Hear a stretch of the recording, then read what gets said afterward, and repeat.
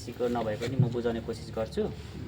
त्यो चाहिँ हाम्रो हाई टेक्नोलोजीबाट निर्मित भएको एउटा नर्सरी भनेर भनौँ है। नर्सरी भनेपछि बुझिहाल्नुहुन्छ सबैले गाउँघरमा गर्दै आएको कुरा हो।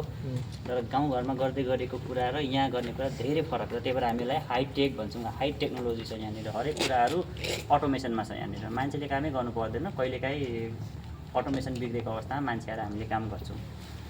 अब मैले यहाँ एउटा छाना लगाएको छु होइन। यो चाहिँ मैले छाना किन लगाएको छु भन्दाखेरि अहिले गर्मी बेसी छ।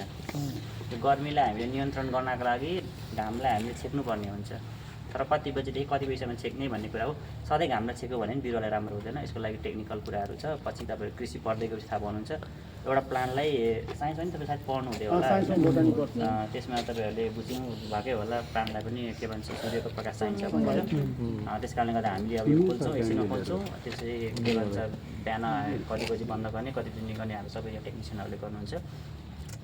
र टेम्परेचरहरू सबै हाम्रो यहाँनिर मेन्टेन हुन्छ। हामीले जाडोलाई के भन्छ जाडो अवस्थामा गर्मी पनि बनाउन मिल्छ, गर्मीलाई जाडो पनि बनाउन मिल्छ होइन। अहिले तपाईँको बाहिरको अवस्था र यहाँको भित्रको अवस्थामा पनि धेरै फरक पाउनुहुन्छ। र यहाँनिर योभन्दा टप लेयर एउटा विन्डोज छ माथि। तपाईँहरूको हावा सर्कुलरको एयर सर्कुलरको लागि त्यो विन्डोहरू पनि खुल्ने गर्छ। र पछाडिपट्टि एउटा त्यो मौरीको त्यो जस्तो देख्नु भएको घार जस्तो होइन। यो घारमा चाहिँ के हुन्छ भन्दाखेरि कोल्ड वाटर, एकदम चिसो पानी चाहिँ के भन्छ मुभ हुन्छ, खेलिरहन्छ। ऊ त्यो खेलिरहनुको मेन कारण चाहिँ उताबाट आउने हावालाई चाहिँ के भन्छ चिसो बनाएर फिल्टर गरेर भित्र ल्याउने काम गर्छ। र त्यो हावालाई तान्ने काम चाहिँ केले गर्छ भन्दाखेरि यो फ्यानले काम गर्छ। तातो हावालाई यसले बाहिर फालेर चिसो हावालाई भित्र गर्छ, फिल्टर गर्छ। अहिले के भन्छ जति पनि हामीले बिरुवालाई चाहिने टेम्परेचर हो त्योभन्दा माथि गएको छैन, त्योभन्दा माथि गयो भने त्यो आफै चल्न थाल्छ। त्यो त्यस्तो सिस्टममा छ।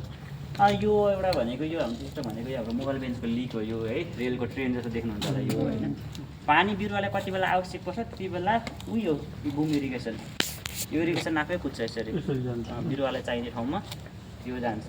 त्यही भएर त हामी यसलाई के भन्छ हाइटेक नर्सरी भन्छौँ।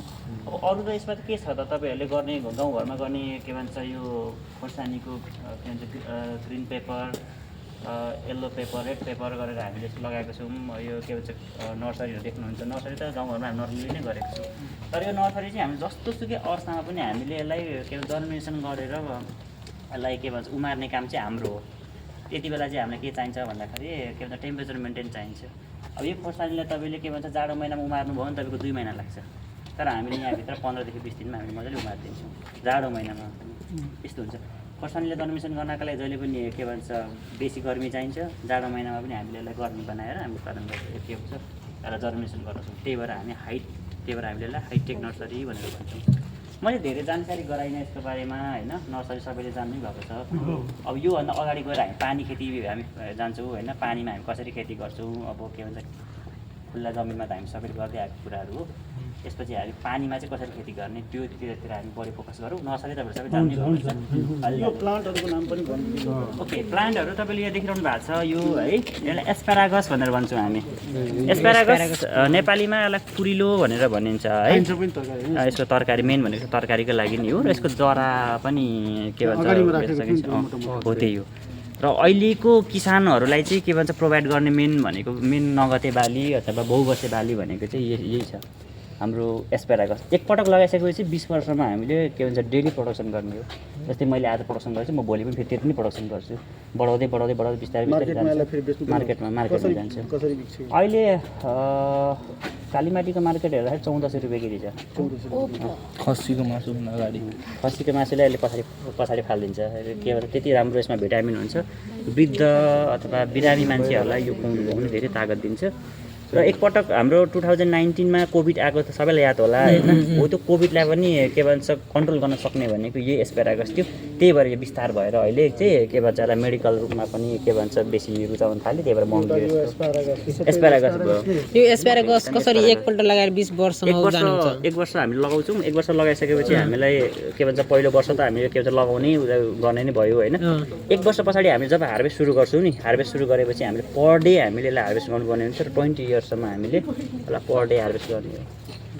र पर डे के भन्छ हार्भेस्ट गर्दै जाँदाखेरि आफैले क्यालकुलेसन गर्नु होइन धान खेती गरेको फाइदा कि यो खेती गरेको फाइदा त्यो त्यो त पर डे कसरी हुन्छ पर डे कसरी यसबाट निस्किन्छ मैले निस्क्यो यो अलिक भनेको नर्सरी फेज हो है नर्सरीको फेज हो अहिले के भन्छ टाइम भयो भने म बाहिरको खेती पनि लगेर म देखाउँछु होइन त्यही भएर के भन्छ त्यसरी नै बुझौँ अब हामी सबै तराईबाटै हामी बिलङ गर्छौँ किनकि तराईमा हामी धेरै खेतीहरू गर्छौँ हजुर त्यस कारणले हामी